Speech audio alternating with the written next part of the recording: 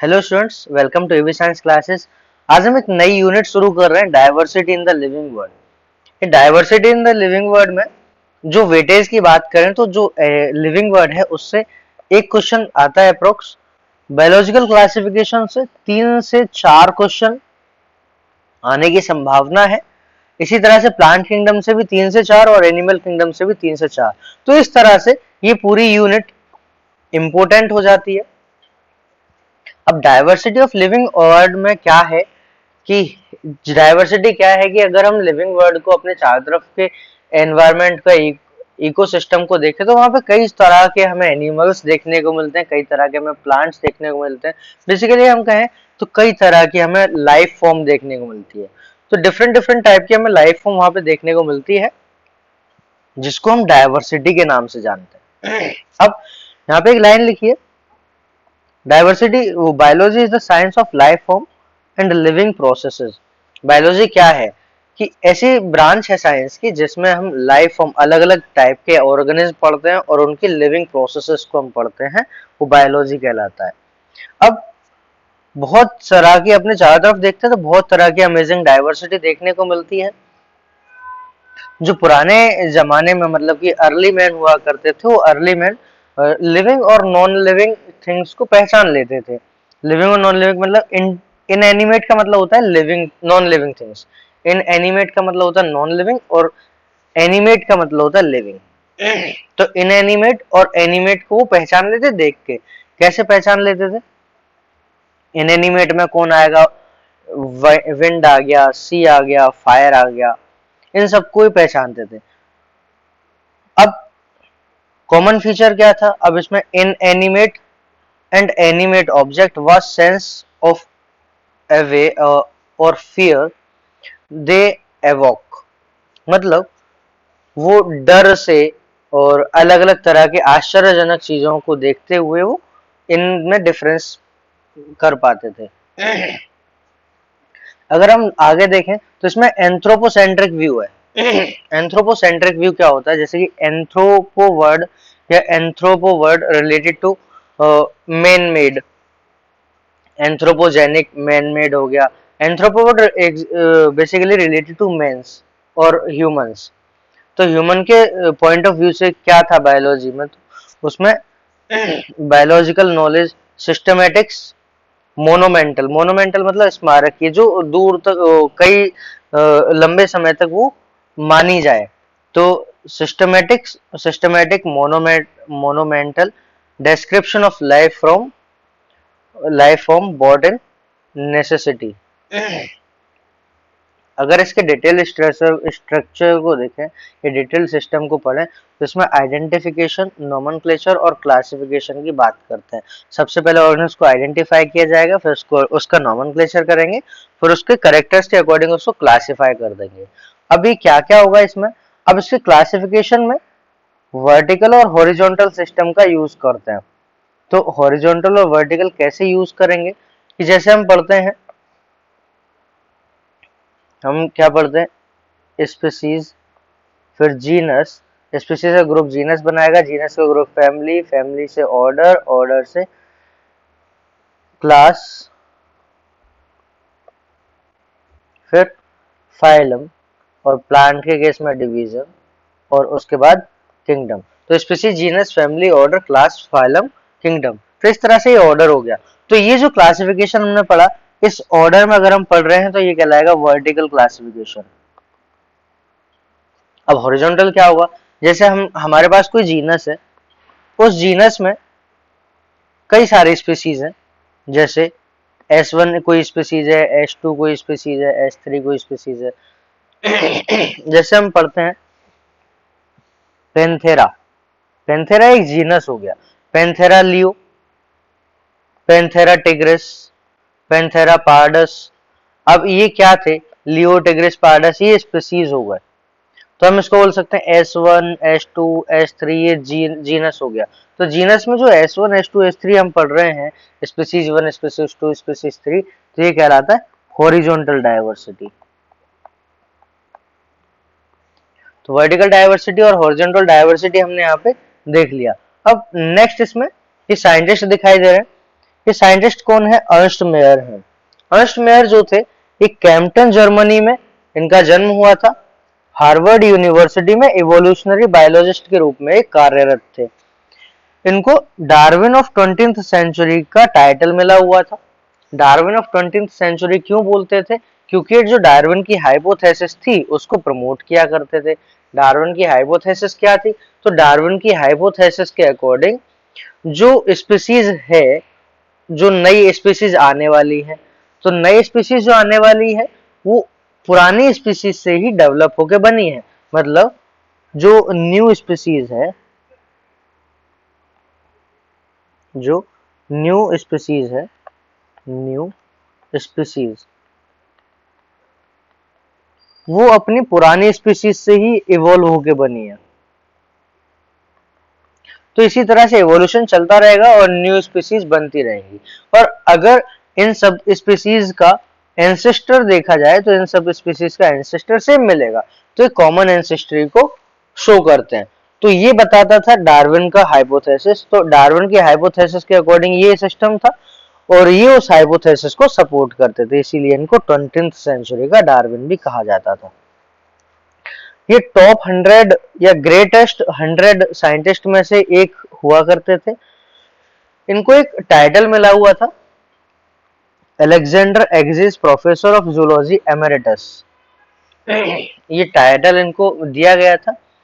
इनके 80 साल के करियर में इन्होंने ornithology, taxonomy, zoogeography, evolution, systematics and history and philosophy of biology, इन सब पे उन्होंने स्टडी की थी।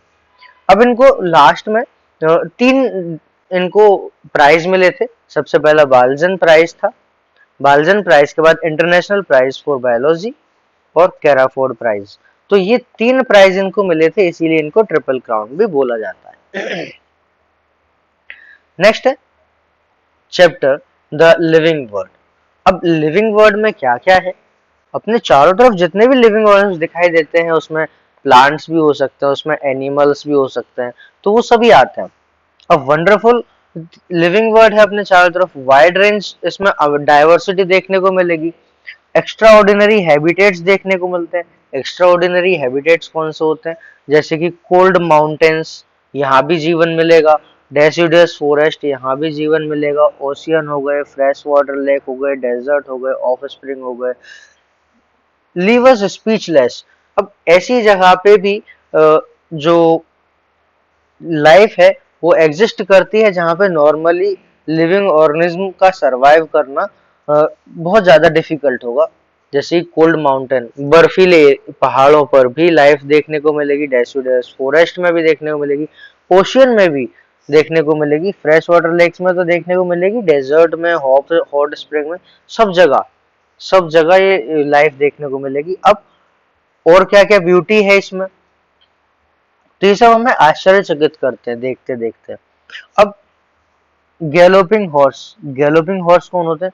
दौड़ते हुए घोड़े, दौड़ते हुए घोड़े, माइग्रेटिंग बर्ड के बाद वैले ऑफ फ्लावर्स मतलब कि खिलते हुए फूल, अटैकिंग शार्क डरावनी, डीप सेंस ऑफ वंडर बहुत ज्यादा सोचने के लिए मजबूर करते हैं। तो यहाँ पे क्या क्या देखने को मिला? कई सारी ब्यूटी भी देखने को मिली, गैलोपिंग हॉर्स देखने को मिले, migrating bird, valley flower, attacking shark, ये सभी चीजें यहाँ पे देखने को मिलती हैं। अब ecological conflict, cooperation among the member of population, among the population of community and even the molecular traffic inside a cell deeply reflect on।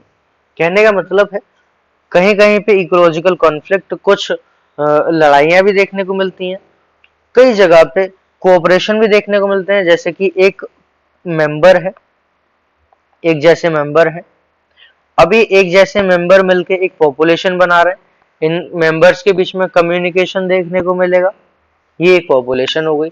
ऐसी कई सारी पॉपुलेशन हो सकती है, तो कई सारी पॉपुलेशन मिलके कम्युनिटी बनाती हैं, तो ये कम्युनिटी बनी।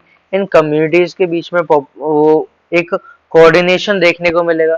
दूसरा लास्ट में इसमें लिखा है मॉलिक्यूलर लेवल पे, तो ये जो मॉलिक्यूलर ट्रैफिक में लिखा है इनसाइड अ सेल, जैसे कि हम जानते हैं कि एक सेल है, उस सेल में भी कई सारे एलिमेंट्स होते हैं, किसी को कहीं जाना है, किसी को कहीं जाना है, ये सब जो कंट्रोल्ड होता है, ये सब कंट्रोल्ड होता है, जिसको हम मॉलिक्यूलर ट्रैफिक बोल सकते हैं। अब इस तरह से यहाँ पे नेक्स्ट क्या है, व्हाट इज लिविंग। अब लिविंग है क्या, क्या क्या इसके कैरेक्टर्स हो सकते हैं। जैसे कि लिविंग है तो ग्रोथ करेगा, लिविंग है तो रिप्रोडक्शन भी कर सकता है, एबिलिटी टू सेंस एनवायरनमेंट, जिसको हम सेंसेशन बोलते हैं, तो कॉन्शियसनेस बोलते हैं, कॉन्शियसनेस होगा तो सेंस करेगा एनवायरनमेंट के लिए, उसके लिए सुटेबल रिस्पॉन्स भी देगा। ये सभी कैरेक्टर्स किसके हो गए, लिविंग के हो गए। अब कैरेक्टर्स तो लिविंग के हैं, लेकिन कौन सा इसमें से एग्जैक्ट कैरेक्टर सिर्फ लिविंग में ही मिलेगा, वो हम सब यहाँ पे देखेंगे। जैसे कि मेटाबॉलिज्म हो गया, वो सिर्फ और सिर्फ लिविंग में देखने को मिलता है। सेल्फ रेप्लिकेट हो गया, सेल्फ ऑर्गेनाइज हो गया। अब लिविंग ऑर्गेनिज्म की बात करते हैं तो लिविंग ऑर्गेनिज्म में ग्रोथ सबसे पहला कैरेक्टर मन में आता है। अब ग्रोथ किस किस तरह से हो सकता है, तो उसके मास में इंक्रीज हो जाए, उसके नंबर में इंक्रीज हो जाए, तो ये सब ग्रोथ को इंडिकेट करते हैं। अब कोई मल्टी सेलुलर ऑर्गेनिज्म है, उस मल्टी सेलुलर ऑर्गेनिज्म में ग्रोथ कैसे होगी, सेल डिवीजन के द्वारा। मल्टी सेलुलर ऑर्गेनिज्म में ग्रोथ कैसे होगी, सेल डिवीजन के द्वारा, जैसे कि प्लांट था। अब प्लांट में ग्रोथ कैसे होगी, सेल डिवीजन के द्वारा। अब प्लांट की जो ग्रोथ है वो कंटिन्यूअसली चलती रहती है through out their life span, मतलब पूरे जीवन भर प्लांट ग्रो करते हैं। लेकिन एनिमल्स के केस में ऐसा नहीं है। एनिमल्स के केस में एक लिमिट तक, एक एज लिमिट तक ही वो ग्रोथ करते हैं, उसके बाद उनकी जो ग्रोथ होती है वो रुक जाती है। अब ये सब ग्रोथ हो कैसे रही थी, ये सब ग्रोथ सेल डिवीजन की मदद से हो रही थी। तो cell division occurs in certain tissue to replace the lost cell. अब लॉस्ट सेल के रिप्लेस में कुछ टिश्यू आ रहे हैं। अब यूनिसेलुलर ऑर्गेनिज्म कैसे ग्रो करेगा, अभी हमने प्लांट देखे, एनिमल देखे, ये सब मल्टीसेलुलर थे, जो सेल डिवीजन के द्वारा ग्रोथ कर रहे थे। इसी तरह से अब यूनिसेलुलर ऑर्गेनिज्म होते हैं। अब यूनिसेलुलर ऑर्गेनिज्म कैसे ग्रोथ करेंगे, तो वो भी सेल डिवीजन से ग्रोथ करते हैं। अब ये भी सेल डिवीजन से ग्रोथ करेंगे, तो अब कैसे ऑब्जर्व करेंगे, इन विट्रो कल्चर में। अब इन विट्रो कल्चर क्या होता है, अब याद कैसे रखेंगे, विट्रो मतलब लेबोरेटरी, लेबोरेटरी, तो प्रोनाउंसिएशन मैच कर रहा है। विट्रो मतलब लेबोरेटरी, ऐसी कोई भी रिएक्शन, ऐसी कोई भी प्रोसेस जो लेबोरेटरी में कराई जाए, मतलब आर्टिफिशियल कंडीशन में कराई जाए, उसको हम इन विट्रो बोल देंगे, और जो नेचुरली हो रही है उसको हम इन विवो बोल देंगे। तो इस तरह से हम इसको याद कर सकते हैं। तो इन विट्रो इन विवो हम इस तरह से याद कर लेंगे। नेक्स्ट क्या दिखा इसमें हमें, अब इन विट्रो कल्चर कराया, इन विट्रो कल्चर कराने के बाद simply containing the number of sales under microscope. Microscope में हम सेल्स का नंबर देखेंगे, तो उसमें क्या क्या देखने को मिलेगा, in majority of higher animals plants growth and reproduction are mutually exclusive event. जो हायर एनिमल्स होते हैं, हायर प्लांट्स होते हैं, उसमें ग्रोथ और जो रिप्रोडक्शन है वो दोनों अलग अलग चीजें हैं। One must remember that increase in body mass is considered as growth. Body mass में इंक्रीज हो रहा है तो ग्रोथ को में कंसीडर किया जाएगा। Non living object can grow, non living object भी ग्रोथ कर सकते हैं। कैसे, जैसे हम पढ़ते हैं mountains, boulders, sand माउल्ड्स do grow. कैसे ग्रोथ कर सकते हैं, जैसे कि एक पहाड़ है, इसके ऊपर कोई लेयर आ गई, फिर इसके ऊपर डिपोजिशन हुआ, फिर इसके ऊपर डिपोजिशन हुआ, ये धीरे धीरे ये ग्रो कर रहा है, ये भी धीरे धीरे ग्रो कर रहा है। लेकिन ये बाहर से ग्रोथ हो रही है, इसको हम बोलेंगे एक्सट्रिंसिक ग्रोथ। कैसी, एक्सट्रिंसिक ग्रोथ मतलब अगर ग्रोथ हम देखें तो जनरली दो टाइप की पड़ता है। पहला होता है इंट्रिंसिक, जो कि टिश्यू के अंदर से होगा, मतलब कि सेल के अंदर से होगा। एक होता है एक्सट्रिंसिक, जो कि डिपोजिशन से होता है।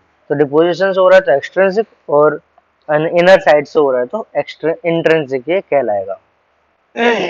तो इंट्रिंसिक जो होती है वो डिफाइनिंग होती है, और ये एक्सट्रिंसिक नॉन डिफाइनिंग होती है। कैसे कैसे हो गया, अब इसको यहाँ देखते हैं। However, this kind of growth exhibited by non-living object by accumulation of material on the surface. Surface पे material का accumulation होता जा रहा है कुछ इस प्रकार से, और ये ग्रोथ दिखाई दे रही है। ये किस में देखने को मिलेगी? नॉन लिविंग कंडीशन में। अब in living organism growth is from inside, जिसको हम इंट्रिंसिक ग्रोथ बोलते हैं। तो इंट्रिंसिक ग्रोथ लिविंग ऑर्गेनिज्म में देखने को मिलती है, जिसको हम डिफाइनिंग फीचर मान सकते हैं। अगर कोई कहे कि ग्रोथ इज डिफाइनिंग फीचर तो गलत हो जाएगा। अगर कोई कहे intrinsic growth is defining feature तो सही है। कि ग्रोथ में तो दोनों आ गए, इंट्रिंसिक भी और एक्सट्रिंसिक भी। तो इस तरह से हम ग्रोथ को सिर्फ करेक्टरिस्टिक मान सकते हैं लिविंग ऑर्गेनिज्म का, लेकिन डिफाइनिंग फीचर हम इसको नहीं मानेंगे। डेड ऑर्गेनिज्म ग्रो नहीं करता। नेक्स्ट इसमें रिप्रोडक्शन।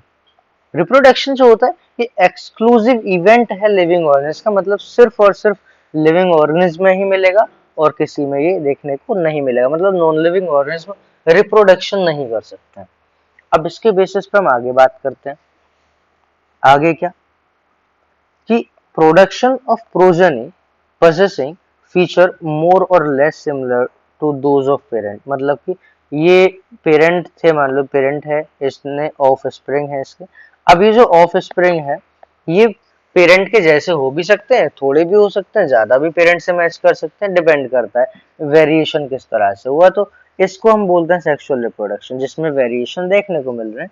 और अगर एसेक्सुअल रिप्रोडक्शन है तो उसमें वेरिएशन देखने को हमें नहीं मिलेंगे। अब फंजाई थी, fungi multiply and spread easily. कैसे? फंजाई अपने आप की कॉपी बना लेती है और अपने आप को स्प्रेड भी कर लेती है। क्यों? क्योंकि ये मिलियन ऑफ एसेक्सुअल स्पोर बनाती है।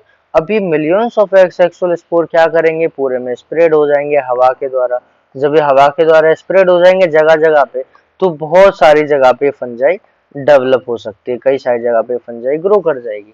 तो ये एसेक्सुअल स्पोर थे, हवा के द्वारा ये उड़ सकते हैं, तो इजीली डिस्पर्स हो सकता है। लोअर ऑर्गेनिज्म जैसे कि ईस्ट हो गया, हाइड्रा हो गया, इसमें बडिंग देखने को मिलती है। जैसे कि प्लेनेरिया है एक फ्लैटवर्म, इसका नाम दूसरा ड्यूगेसिया होता है। अभी जो प्लेनेरिया है ये ट्रू रीजनरेशन शो करता है। ट्रू रीजनरेशन हम जानते हैं क्या होता है कि जैसे कि ये एक प्लेनेरिया था कुछ इस प्रकार से, अगर ये इस जगह से डिवाइड कट गया तो कटने के बाद ये अलग, ये अलग और ये अलग, तीनों जो टुकड़े बने इसके, अब ये कंप्लीट ऑर्गेनिज्म यहाँ पे बना लेंगे।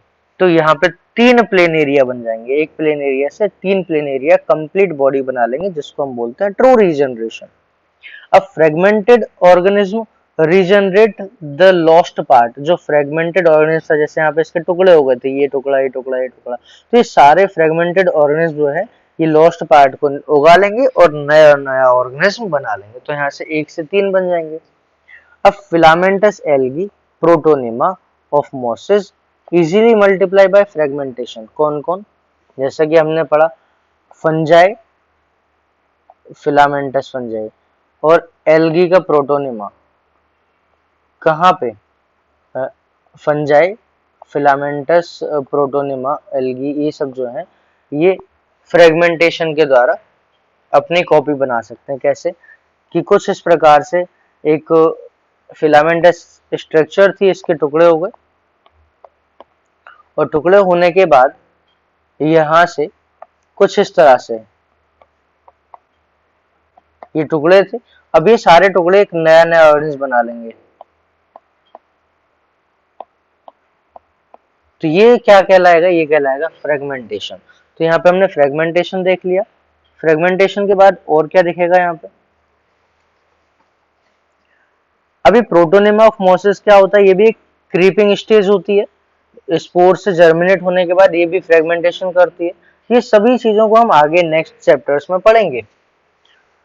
Unicellular organism like bacteria, unicellular algae, amoeba, reproduction is synonym with growth. क्यों?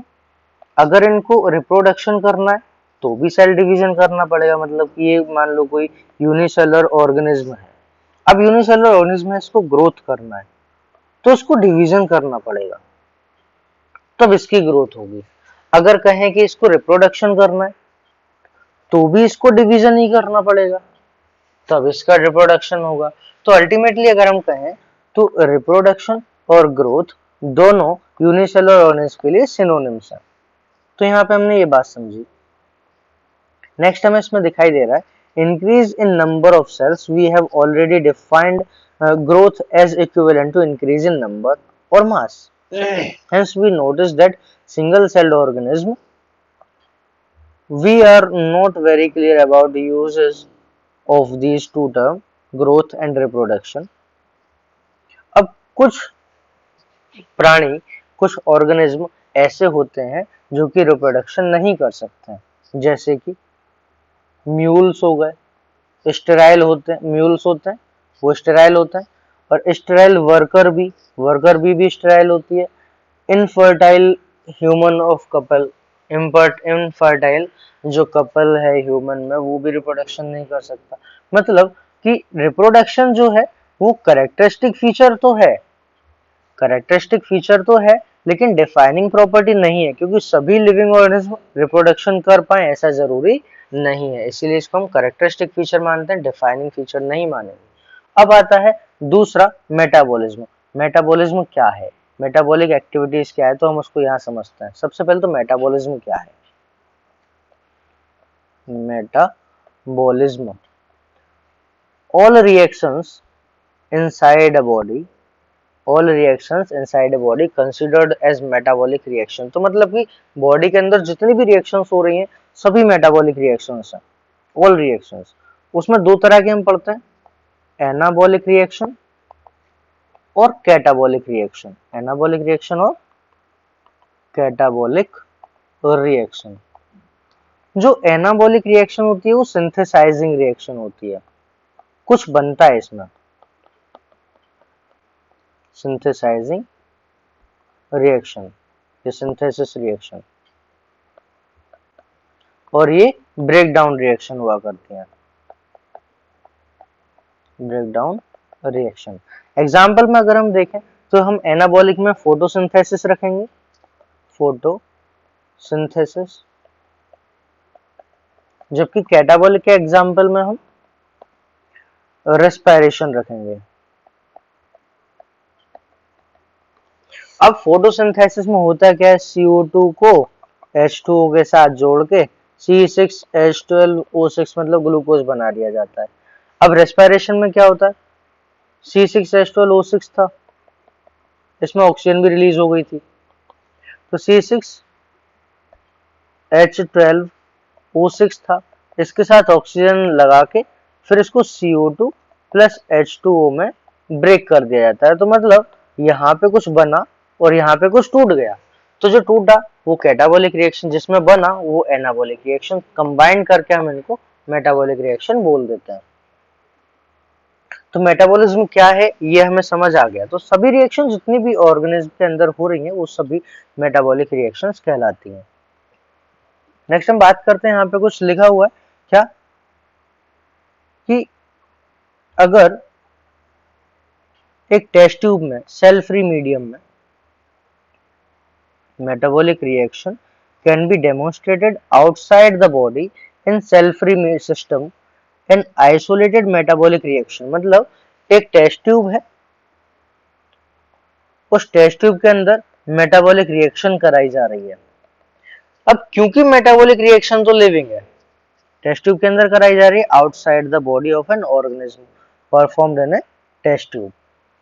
अब वो जो सिस्टम बना वो पूरा, ये ना तो लिविंग है और ना ही नॉन लिविंग। ये पूरे को अगर हम कंसीडर करें, ये नॉन लिविंग भी नहीं है क्योंकि इसमें रिएक्शन जो है वो लिविंग है, और ये कंप्लीट लिविंग भी नहीं है क्योंकि इसका जो सिस्टम है, जो सेटअप है वो इसका नॉन लिविंग है। तो ये neither living nor non living की कंडीशन ये बनेगी, neither living nor non living. Hence while metabolism is a defining feature of all organism without any exception। मतलब किसी भी एक्सेप्शन के बिना मेटाबॉलिक एक्टिविटी या मेटाबॉलिज्म एक डिफाइनिंग फीचर कहलाता है। मतलब isolated metabolic reaction in vitro are not living things but surely living reaction. मतलब कि ये जो रिएक्शन टेस्ट ट्यूब में कराई गई है ये रिएक्शन लिविंग है लेकिन ये सिस्टम नॉन लिविंग है। अब सेलुलर ऑर्गेनाइजेशन, सभी ऑर्गेनिज्म सेल से ही मिलके बने होते हैं, तो cellular organisation is also a defining feature of living organism. सभी ऑर्गेनिज्म सेल से मिलकर बने होते हैं, तो सेलुलर ऑर्गेनाइजेशन भी क्या हो गया, एक डिफाइनिंग फीचर हो गया ऑर्गेनिज्म का।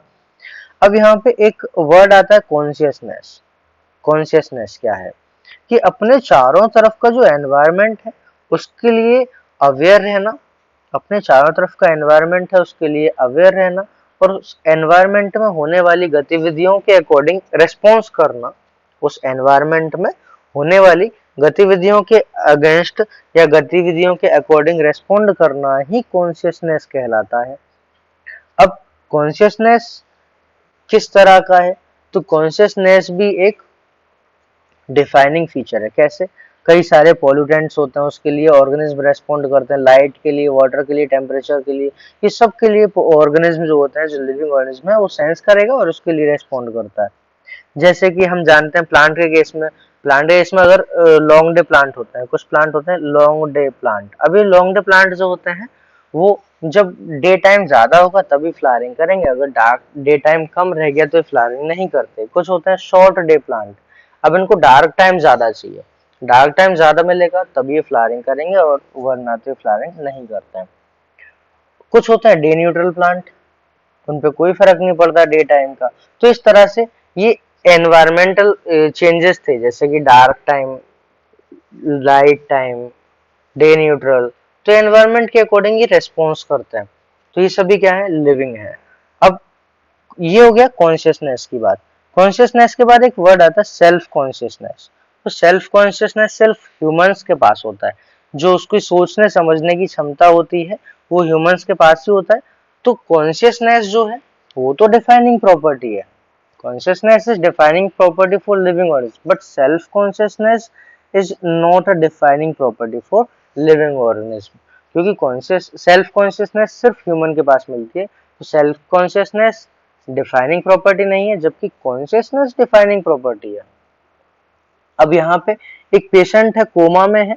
अब कोमा में पेशेंट है तो उसको हम लिविंग मानेंगे या नॉन लिविंग मानेंगे? उसका हार्ट रिप्लेस कर दिया गया है मशीन के द्वारा, उसके लंग्स रिप्लेस कर दिए मशीन के द्वारा।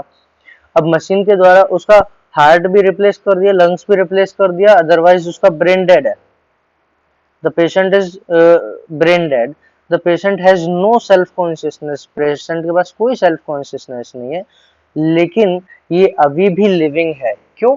क्योंकि इसकी बॉडी जो मेडिसिन दी जा रही है उसके लिए रेस्पॉन्ड कर रही है, जो एक्सटर्नल एनवायरनमेंट है उसके लिए रेस्पॉन्ड कर रही है, बॉडी जो है अभी उसके लिए रेस्पॉन्ड कर रही है। जो भी केमिकल्स इंजेक्ट किए जाते हैं, ड्रग्स इंजेक्ट किए जाते हैं, उसके लिए बॉडी रेस्पॉन्ड करती है, मतलब बॉडी रेस्पॉन्स कर रही है, मतलब क्यों, लिविंग है, अभी वो जीवित है। तो इस तरह से कॉन्शियसनेस क्या हो गया, कॉन्शियसनेस इज डिफाइनिंग प्रॉपर्टी, जबकि self consciousness is non defining property. तो इस तरह से यहाँ पे जो लिविंग वर्ड था वो कंप्लीट हुआ। नेक्स्ट लेक्चर में हम diversity in living world start करेंगे। Thank you.